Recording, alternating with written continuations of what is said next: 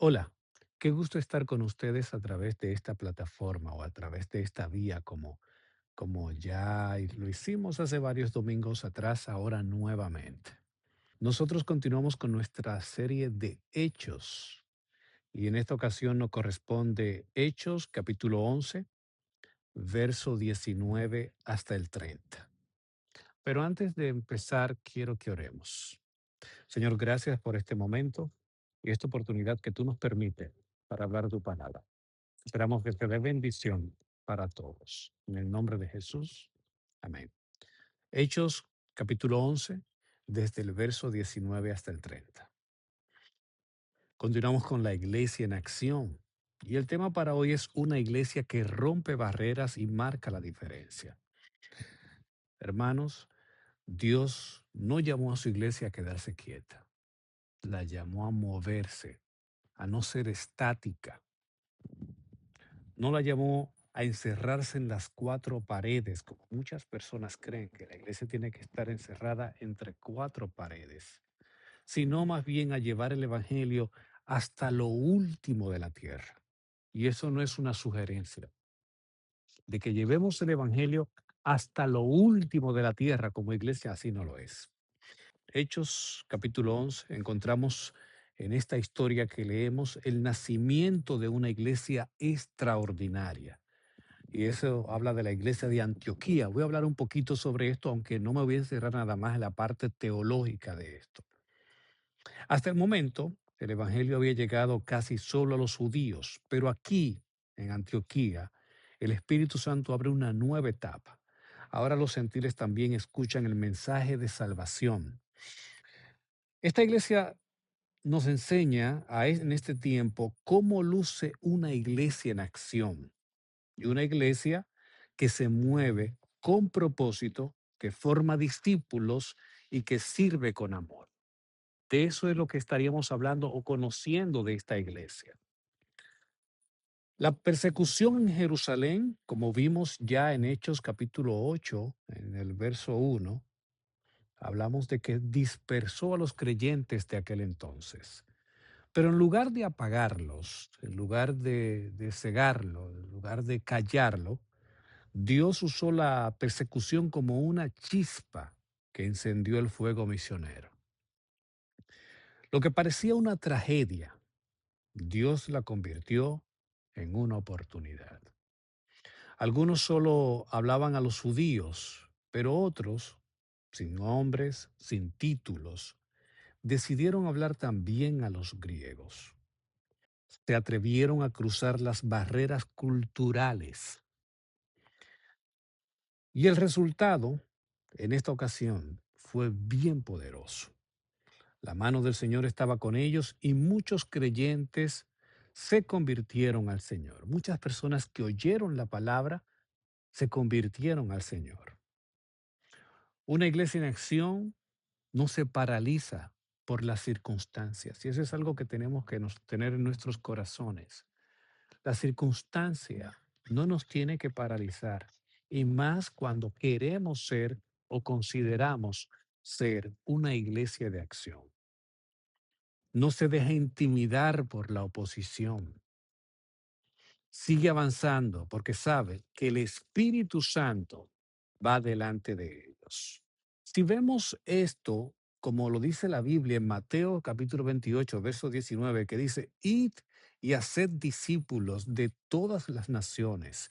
En Romanos capítulo 10, verso 14 dice, ¿cómo irán si no hay quien le predique? Y por eso tú y yo debemos de ser una iglesia en acción. Por eso tú y yo no debemos como aminorizarnos por las circunstancias que estemos viviendo, si somos muchos, si somos pocos, sino más bien sobrepasar las circunstancias y avanzar, porque quizás las circunstancias son las que nos motiven más o tengamos más oportunidades para avanzar como iglesia. Una iglesia que se queda quieta simplemente te apaga. Y una iglesia que se mueve con propósito enciende el mundo. Y eso es algo que no todos como que lo queremos como vivir. Realmente la iglesia, o tú y yo como iglesia, somos la luz de este mundo. Y si hacemos como el propósito que Dios ha permitido para nosotros como iglesia, entonces lo encenderemos completo, pero tenemos que avanzar. Y cuando una iglesia se mueve, Dios no solo añade nuevos creyentes, sino que también levanta nuevos discípulos. Y esto nos lleva como al punto que continúa, que es una iglesia que forma discípulos y refleja a Cristo. Y eso lo vemos en la cita que hemos leído de Hechos capítulo 11, pero aquí en este caso ya en el verso 22 hasta el verso 26. Cuando la iglesia de Jerusalén oyó esto, enviaron a Bernabé y exhortaba a todos a permanecer fieles al Señor. Bernabé no llegó a imponer control, llegó a ver la gracia de Dios. Dice el texto, al ver la gracia de Dios, se alegró. Qué hermoso cuando un líder que reconoce la obra del Espíritu Santo en otros se alegra por ello. Porque no es simplemente que reconozcamos la obra del Espíritu Santo en nosotros, sino también que lo podamos reconocer en otros. Bernabé era un hombre bueno, lleno del Espíritu Santo, y también era un hombre de fe. Su presencia trajo ánimo, dirección y madurez. Pero noten algo, Bernabé no se quedó solo, fue a buscar a Saulo en Tarso para trabajar juntos en la enseñanza y el discipulado de estos nuevos creyentes que ya estaban. Durante un año completo enseñaron a mucha gente y fue allí, en Antioquía, donde por primera vez los discípulos fueron llamados cristianos. Aquí se dio un caso importante a raíz de una circunstancia negativa. Ya aquí, en este punto, es que nos empezamos a llamar cristianos. El discipulado convierte creyentes en cristianos verdaderos. ¿Por qué esto? Porque están aprendiendo de la palabra de Dios. Un discipulado no es más que conocer a profundidad la palabra de Dios. Tú y yo no podemos decir que somos cristianos completos si no pasamos por un discipulado. Pero no es para ser discípulo de alguien en particular, es para ser discípulos de Cristo. ¿Qué tanto tú has estudiado para ser discípulo? No se trata tampoco de que tengas que buscar a alguien que te enseñe. Tú mismo puedes a través de la palabra conocer al Señor y ser discípulo de Él, pero experimentándolo y viviendo y practicando lo que la palabra te dice. Así también nosotros seríamos una iglesia en acción o nos convertiríamos en una iglesia en acción. Y no solo fueron una iglesia madura en doctrina, sino también, dice la palabra de Dios, que maduras en amor. Y esto nos lleva al siguiente punto, y es que una iglesia que sirve con compasión y generosidad. Si vemos esto en el versículo 27, que ya hasta el 30, es cuando leemos, entonces los discípulos determinaron enviar socorro, cada uno conforme a lo que tenía. Así que Dios levanta a un profeta llamado Agabo, quien anuncia una gran hambre que vendría sobre toda la tierra. ¿Y cómo responde la iglesia a este anuncio? No lo hace con miedo, sino más bien lo hace con misericordia. Porque la iglesia, honestamente, tiene el corazón de Cristo y no se trabaja o no se mueve por emociones o por beneficios, sino más bien en misericordia, como dice aquí esta historia. Los discípulos de Antioquía se organizan, recogen ofrendas y envían ayuda a los hermanos de Judea. Lo hacen de manera voluntaria, proporcional y amorosa. Que es ahí donde quizás se radica como lo especial de esto, en la parte de que era amorosa.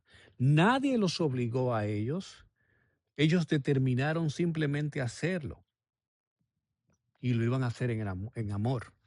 Una iglesia en acción no solo predica, sino también que ayuda.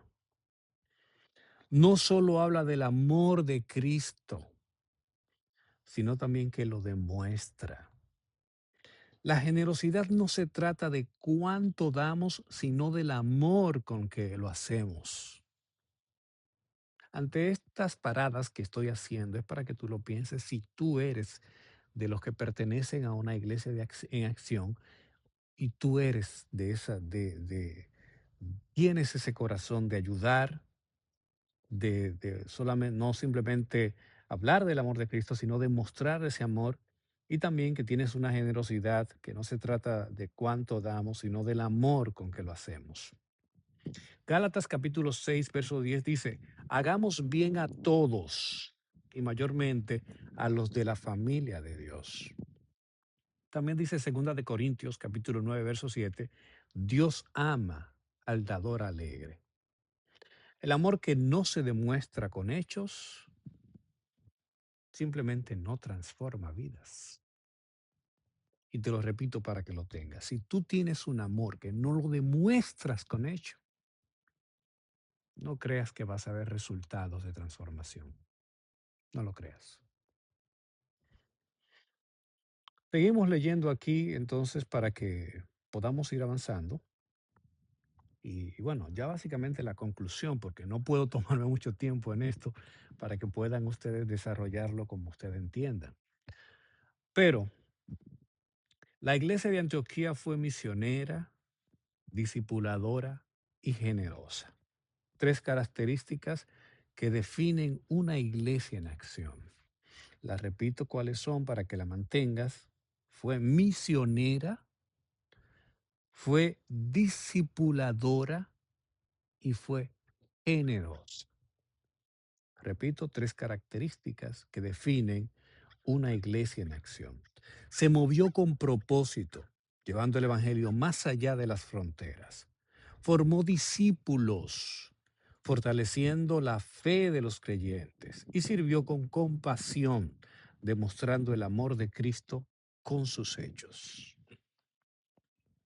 Queridos hermanos, Dios sigue buscando iglesias como la de Antioquía, iglesias que no solo canten, sino que actúen, iglesias que no solo prediquen, sino que vivan el Evangelio, iglesias que no solo esperen el avivamiento, sino que ellos sean quien lo provoquen. Cuando la iglesia actúa, el cielo se mueve.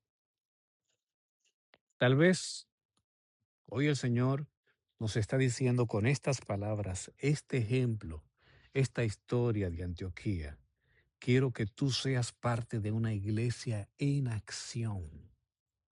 Quiero que lleves mi palabra, que formes a otros, que sirvas con amor.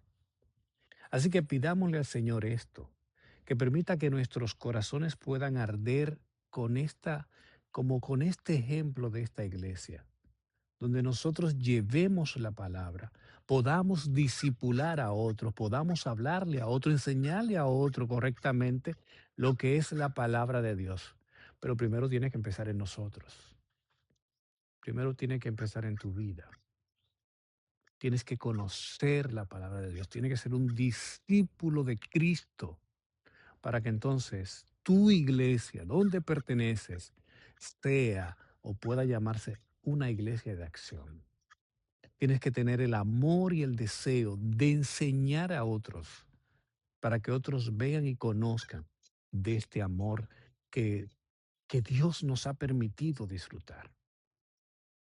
Permítame orar. Señor, gracias, Padre. Gracias porque nos has permitido, Dios, oír tu palabra. Nos has permitido, Señor, experimentarla. Ahora permítenos vivirla. Permítenos, Señor, que nosotros independientemente e individualmente podamos ser parte de esta iglesia, gran iglesia en acción. Gracias, Dios, en el nombre de Jesús. Amén.